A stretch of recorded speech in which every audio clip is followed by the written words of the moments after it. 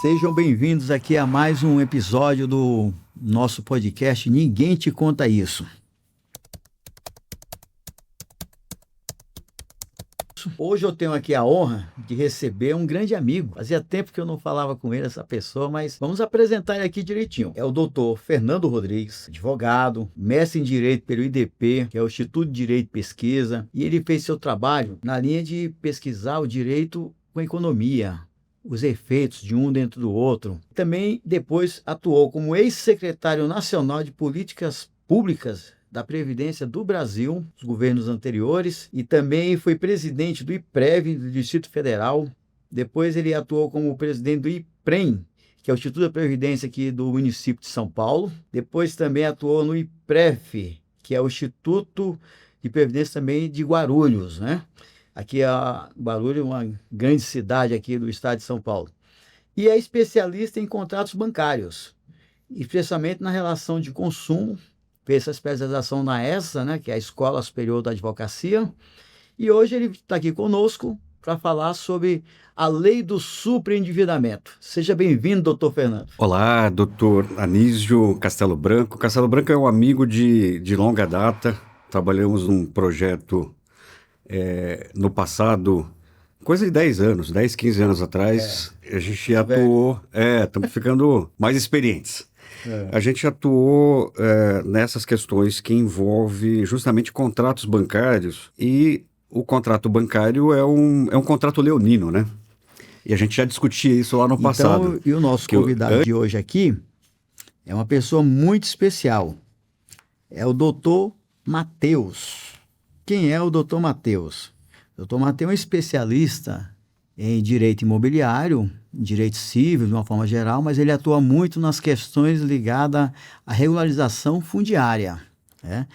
E o doutor Matheus tem um escritório muito bem estruturado na cidade de Itu. Já estou denunciando aqui de onde que é o doutor Matheus, mas ele atua em todo o Brasil, inclusive até em negócios internacionais. Ele acompanha aqui também. Então, o doutor Matheus vai estar aqui conosco. É um prazer recebê-lo aqui no podcast Ninguém Te Conta Isso. Aqui vai estar aparecendo também o Instagram do doutor Matheus, para todo mundo que quiser segui-lo e quiser depois consultar. Seja bem-vindo, doutor Matheus. Professor, para mim é uma alegria poder fazer parte aqui desse seleto clube de convidados de um programa que traz prestação de serviço, informação para as pessoas, para a sua audiência, para todos que te acompanham. E eu quero poder falar algo dentro do que chama o teu quadro. Ninguém te conta isso. Você vai ter, no final do programa, você vai falar aquela coisa que só quem está assistindo esse podcast vai saber, que ninguém até hoje sabe, uma coisa que ninguém sabe, mas ninguém te contou. Tá certo.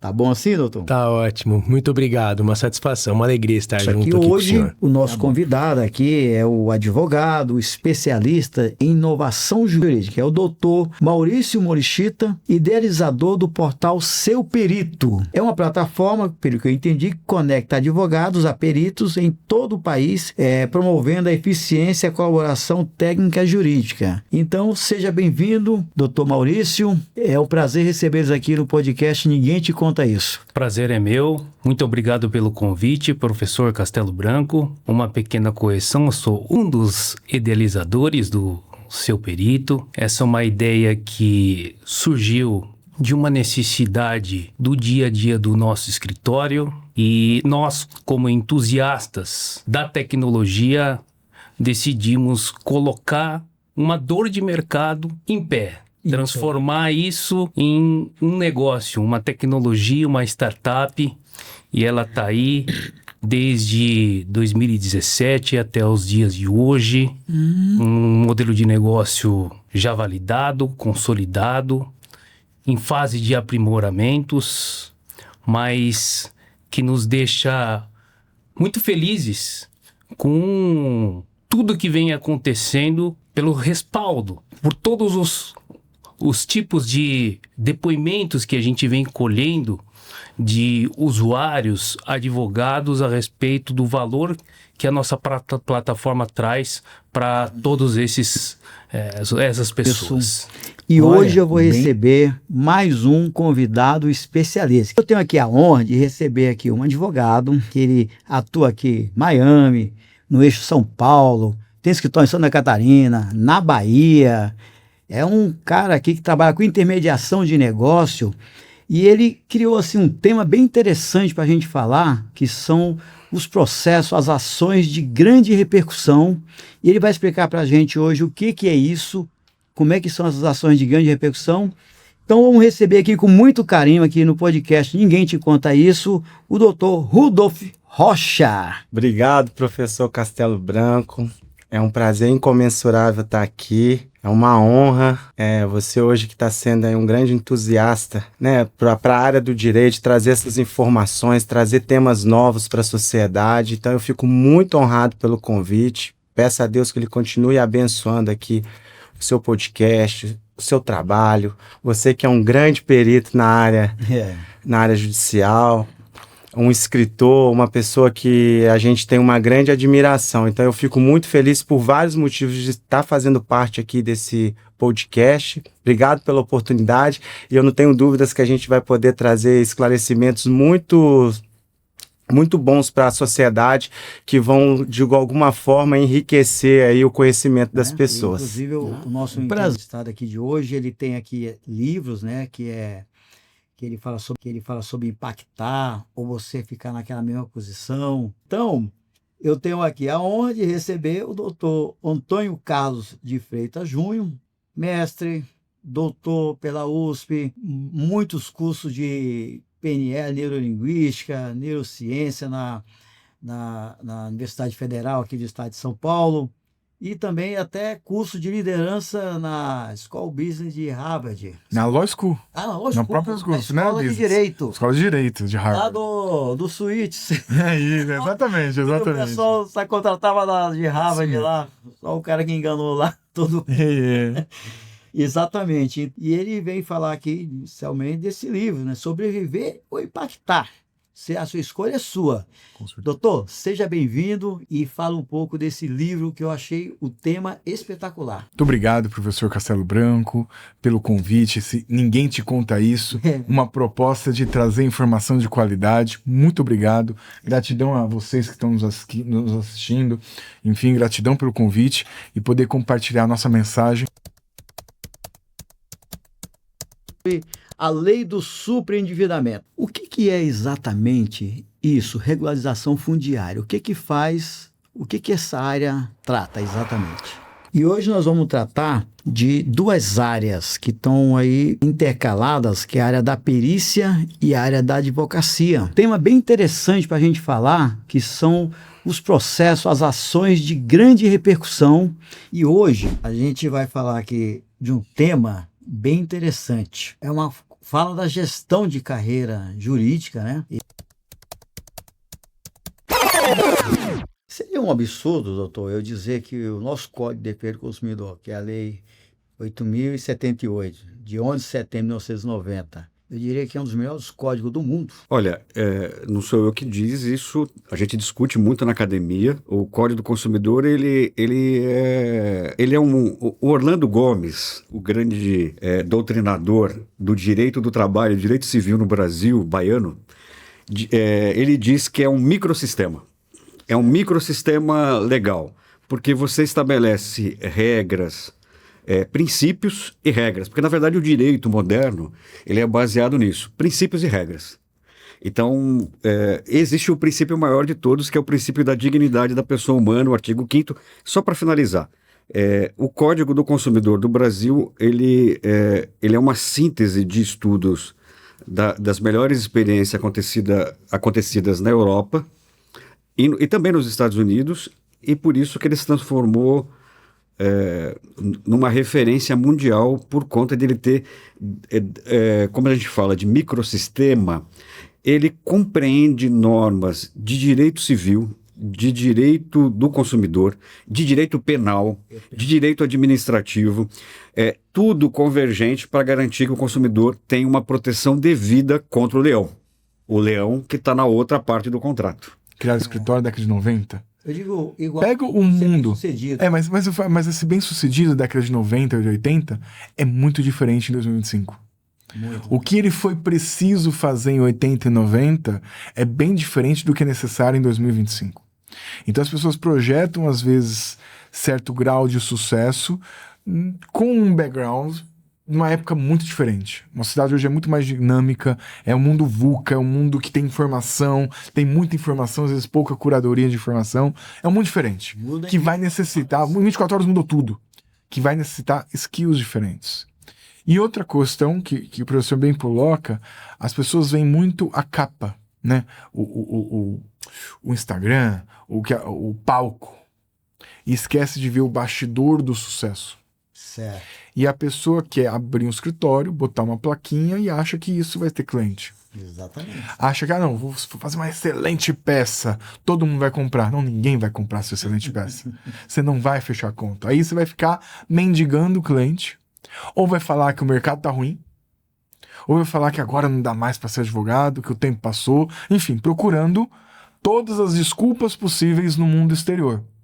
E esquecendo que a decisão de ter sucesso parte do mundo interior, não porque é só uma decisão, mas porque é dessa decisão que vai fazer você encontrar as habilidades necessárias para ter sucesso. O primeiro passo, se você mora num bairro, numa região, que você tem muitas pessoas que têm algum tipo de irregularidade, algum tipo de loteamento, falta alguma questão em que você busca essa regularização e não tem. Então, seria formar uma associação de bairro, aquele conceito de associação. Perfeito. E essa associação passa a ter uma representatividade junto ao poder público para pleitear alguns benefícios. Perfeito. E aí você atuaria como sendo assim, um advogado contratado desta associação. Juntamente com a empresa especializada em fazer a regularização, o projeto de regularização fundiária. Porque existe um projeto aí de engenharia. Tudo. Existe um projeto aí de arquitetura e urbanismo. Sem dúvida. De saúde pública, de infraestrutura de energia elétrica, de todas as coisas que precisa para um bairro Tem funcionar. que refazer a planta do loteamento, com confrontantes, com medida de terreno, de tudo que ia apresentar esse novo projeto. Não explicação por que é que o Estado não regulariza. Ele tem que gastar com tudo isso. Tem que gastar com tudo isso e talvez para o Estado isso não seja... É muito dinheiro? Hoje tem, como eu disse, o ITESP, o Cidade Legal, que funciona. Só que eles não têm essa capilaridade, a condição de ocupar o Estado todo. Afinal, o Estado de São Paulo hoje deve ter, quem sabe, 40 e tantos milhões de habitantes, né? Então... 45 milhões. 45 milhões de habitantes, mais ou menos. Fazendo aí uma conta de padaria, quem sabe algo em torno de 10 milhões de unidade ou 12 milhões de unidade. Eu não saberia te dizer. Desse número, pode ter... E olha que São Paulo é um estado que está muito à frente de outros estados, a nível de ordem, a nível de cumprimento de legislação. E ainda assim, tem muitos empreendedores, maus empreendedores, que dão início e não finalizam o empreendimento, vende sem autorização. Tem outros mais malandros, espertinhos, que grilam a área e fazem todo... Eles vendem o empreendimento para arrecadar dinheiro até para buscar essa regularização, que não fazem. Não fazem. Quando, na verdade, o trabalho tem que ser inverso. Ele tem que dar... O empreendedor que trabalha de forma correta, ele tem que dar a entrada... Regulariza tudo primeiro. Para depois começar a vender. Depois que sair do cartório de registro de imóveis já individualizado as unidades, que ele pode fazer o lançamento e começar a vender. Mas a gente não vê isso na prática em alguns lugares, né? Claro, eu não quero generalizar, porque eu sou também do mercado imobiliário, então, e vejo muita gente séria no mercado. Tá me dando um alerta aí. Então, quer dizer assim, que tem alguns empreendimentos imobiliários que estão sendo vendidos aí no Brasil que pode não estar regularizado totalmente. Com certeza. Por isso é importante a análise, por isso que é importante pedir toda a documentação de aprovação, a saída do cartório de registro de imóveis, o loteamento também, em São Paulo especificamente, quando passa de 50 mil metros, tem que passar pela Agrapoab, que é um órgão do governo do estado também que regula, que cuida da questão da infraestrutura, do que vai ser feito, de aprovação. é um chancelador da prefeitura. Para voltar, ele primeiro vai para a prefeitura, daí ele sobe para a Grapoab, os que são maiores de 50 mil metros. Volta para a prefeitura e, estando tudo ok, da prefeitura vai para o cartório de registro de imóveis para abrir os títulos, para abrir as matrículas individualizadas do loteamento do terreno. Aí, então, pode ser feita a comercialização. Antes disso, não pode. É crime. E o Ministério Público... É crime? Antes disso, sim. E o Ministério Público pega firme. Né? Só uma atenção aí ao nosso telespectador, para investigar, para antes de formar uma opinião, seja contra ou a favor, eles realmente investigar os fatos e entender. Não só ir pelo que a mídia fala ali também, que todo mundo tem o seu interesse em guardar as proporções em escala. Então, e nós queremos ter nossas convicções, temos que investigar corretamente. Seguindo nessa esteira, o professor, eu vim para cá hoje para o seu podcast, falei, cara, eu gostaria de falar sobre o... Aqui é o nosso podcast. Nosso podcast. Eu queria falar sobre o INSS, só que eu não vou puxar essa fala, porque parece que a gente está politizando. E eu deixo bem claro aqui, eu quero que as pessoas que tiraram o dinheiro, sejam de direita ou de esquerda, sejam presos e responsabilizados. Ponto final. E se essas pessoas estiverem no meu escritório, eu vou trabalhar para elas dentro do direito, dentro do que as leis me permitem. Certo. Mas não faço juízo de valor, porque eu aprendi que julgamentos morais eu deixo para a majestosa vingança de Deus. Eu não faço julgamentos morais, eu vou e trabalho com a realidade dos fatos. Então, o que me preocupou muito é que os políticos estão usando do palanque para fazer política e as pessoas que estão sendo ali investigadas, elas já estão sendo tratadas como condenados. O que eles fizeram com o nosso colega, o advogado Dr. Nelson Williams, foi um absurdo. Uhum. Eles trataram ele como um marginal.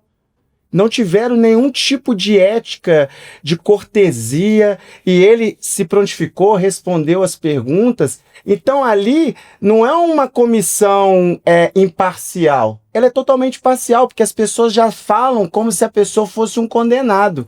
E ainda não teve nem a instrução processual. Então o que eu peço para vocês que nos assistem é que quando chegar casos dessa magnitude, que vocês observem, não façam juízo de valor até que comecem as decisões, ou digo mais, até o trânsito em julgado, porque todo mundo tem o direito da presunção de inocência. Então, assim, e todos aqueles políticos que estão ali, o que me admiram mais é que muitos deles são advogados, têm a formação em direito e ficam atacando ali os investigados como se eles já fossem condenados e tratando eles de forma assim cruéis, descortês mesmo, com falta de educação, falta de respeito. Com falta de respeito. Então, assim, eu queria muito que você tocasse nisso, falar nesse caso, porque eu acho um absurdo os políticos usarem de uma coisa tão séria, de uma falha tão séria do sistema, para atacar pessoas que lá na frente serão absolvidas. Tem alguma certidão que o cidadão pode tirar de algum local? Tem, de empresas, certidões, a CND, certidões negativas de débito, certidões negativas de antecedentes criminais. Hoje é possível e está muito fácil por causa da tecnologia, né? Então existe sites inclusive específicos que dá para fazer busca, mas de uma forma geral eu aconselharia a pessoa ir no cartório de registro de imóveis e fazer essa consulta lá para o cartorário, lá para o oficial, referente a esse loteamento, se está 100% regular, se ela está fazendo uma compra segura. Agora eu tenho... desculpa. Pode continuar com a sua resposta aí. No caso da pessoa ter adquirido e já vivenciar num loteamento que tem ali a sua irregularidade, aí o caminho é esse que eu falei. Organizar ali a sociedade, montar uma associação, ir na prefeitura, ir no departamento, buscar uma consultoria jurídica para poder orientá-los, fazer com que uma empresa especializada esteja junto assessorando, que aí com certeza num período breve aí, com todo mundo andando junto da forma como eu falei, o título, que é a legitimação do sonho, em breve vai estar na mão dos moradores. Aí, se eu tivesse que definir aqui, para a pessoa que é leiga, que não sabe o que é essa coisa da lei do superendividamento, você poderia explicar o que é a lei do superendividamento para aquele cidadão que está aqui nos assistindo, que não tem essa informação clara, só ouve falar, mas não sabe? Como é que é a lei do superendividamento? Ela é uma boa lei ou ela é uma lei que foi feita só para remediar? Olha, na verdade, a lei do superendividamento, ela é uma lei 14.181 de 2021. Ela passou mais de 10 anos dentro do Congresso Nacional para sua análise. Primeiro porque é um tema complexo. Segundo, que é um tema que chama atenção de interesses. Então, o sistema financeiro, o mercado, eles não querem um tipo de controle, eles querem liberdade, e essa liberdade, ela precisa de controle. Não existe liberdade absoluta. E uma das coisas que eu mais gosto do direito é a teoria do abuso do direito, né? Você tem um direito e você abusa do direito. Olha só, que eu já respondo. Todo mundo está olhando para o Congresso Nacional com o problema dos empréstimos ocorridos no INSS. Certo. Mas isso também aconteceu na parte dos bancos. Uhum. Os bancos abusaram, e isso é crime. Um abuso de direito ele pode se configurar num ilícito administrativo. E isso você fala é muito verdade. A gente está só de olho nas autorizações que o INSS deu para fazer o débito ali na folha de pagamento, mas também, das associações, né? mas também os bancos faziam o mesmo procedimento. Mas de repente isso está esquecido. Tá esquecido. Então, por conta disso, Muito bem lembrado isso aí. Então, por conta disso, desde o passado, o superendividamento é um fenômeno do capitalismo. Porque os bancos, eles querem... Qual que é o produto do banco? Vender crédito. Prestar dinheiro. E prestar dinheiro. E se eles encontram um mecanismo que você empreste e toda vez numa relação de dependência como se fosse um viciado, o viciado em crédito, é aquela pessoa que recebe, que faz o primeiro empréstimo consignado, ele tem uma garantia de que o Estado vai deduzir da folha do servidor público ou do aposentado e transferir para a instituição financeira. Então, se ele tem essa garantia, quanto mais... Todo mês ele oferece o mesmo crédito. Por isso que há um assédio ao aposentado, ao servidor público, aqueles que têm empréstimo consignado. Porque para o banco isso é garantir uma perpetuidade. Doutor, e o que você acha que é os desafios que a profissão do advogado, o senhor como advogado, que já está aí há algum bom tempo na área, quais são os desafios hoje da profissão do advogado frente a tudo isso, tecnologia, esse monte de coisa aí que acontece, processo digital, toda essa dinâmica que vem pela frente. O que você acha que é o desafio da profissão hoje do advogado? O desafio do advogado, na minha visão, naturalmente é cada vez mais se conectar com a realidade, é conseguir se conectar com o ser humano.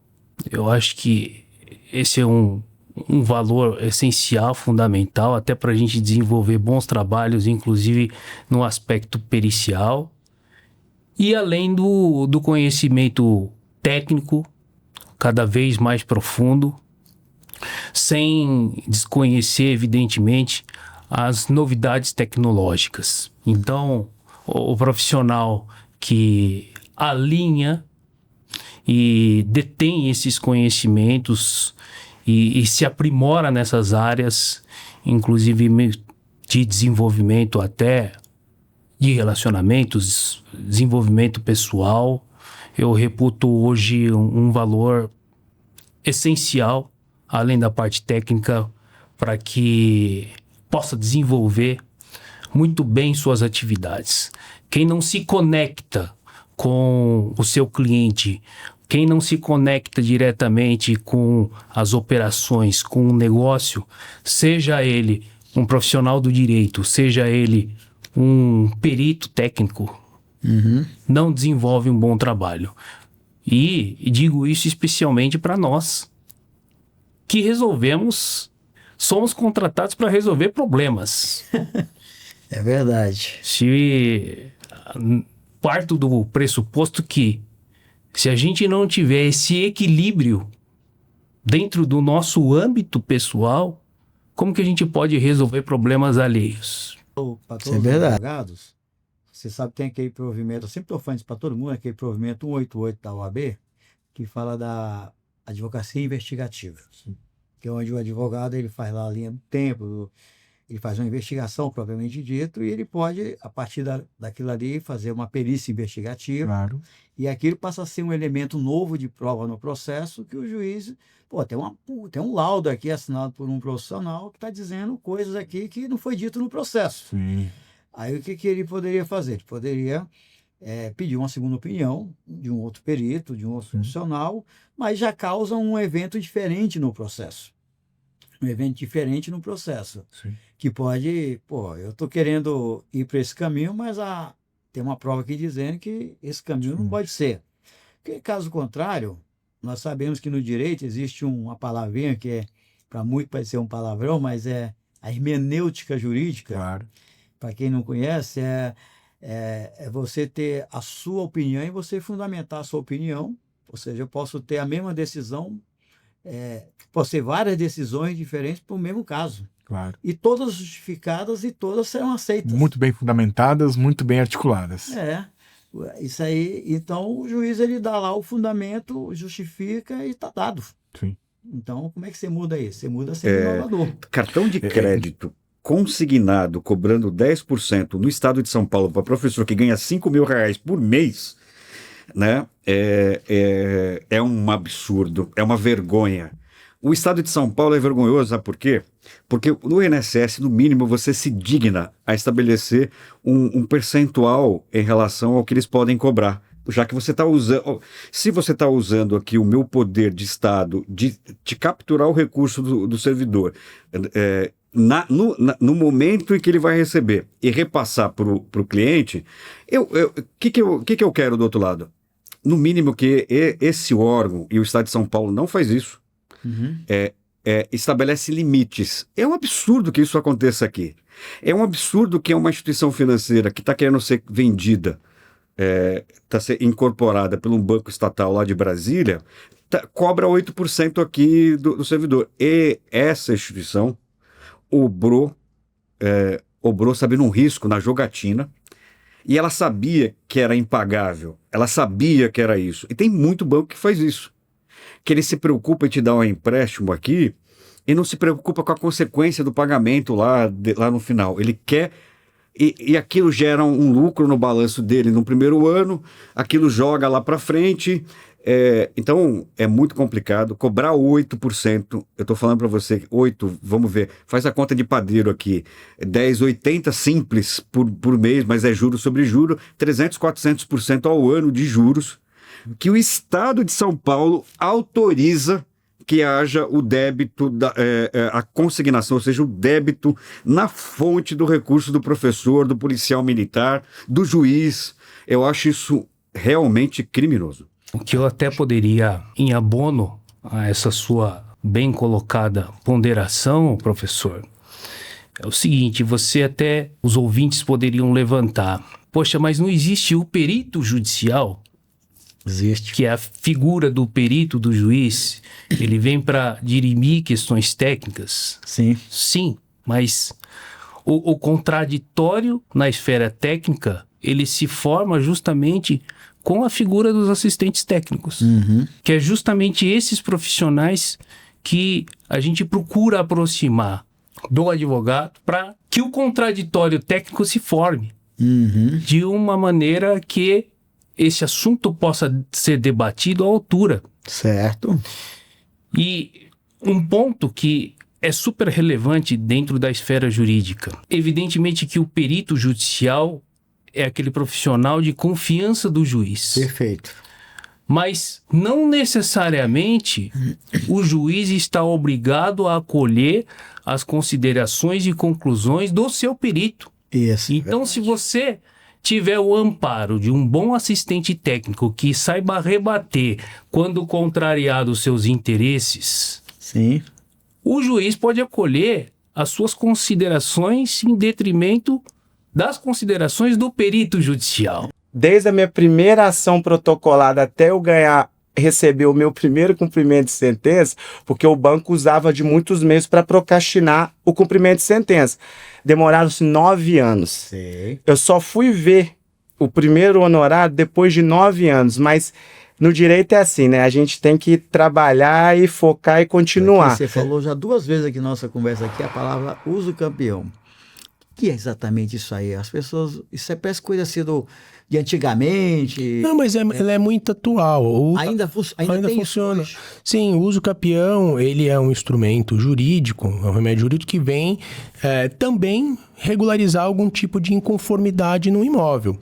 Por exemplo, a pessoa comprou através de um contrato particular, de um instrumento particular, é o famoso contrato de gaveta, e ela mora, ela tem a posse mansa, pacífica, ela tem ali a vontade de proprietário, ela, enfim, paga os impostos, paga a luz, paga a energia, só que ela não tem a matrícula ainda no nome dela. Porque quem vendeu não regularizou. Não regularizou, ou já morreu, e você não encontra os familiares para poder fazer o inventário. Eu sou um crítico desse nome, contrato de gaveta. Por quê?